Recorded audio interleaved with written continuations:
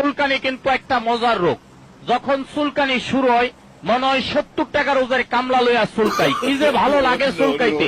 হাইরে মজার চুলকানি। চুলকাইতে চুলকাইতে চামড়া তুলা ফেলাইছেন, ভালো জায়গা চুলকাইয়া ঘাউ করে ফেলাইছেন। চর্মরোগ চুলকানি তো দূরের কথা, একটা ঘামাচির বেশি থাকতে পারে না একটি পাগলা মলম ব্যবহারে। চুলকানি কিন্তু একটা মজার রোগ। যখন চুলকানি শুরু হয় মনে হয় 70 টাকা রোজের কামলা লইয়া চুলকাই, কি যে ভালো লাগে চুলকাইতে। হাইরে মজার চুলকানি।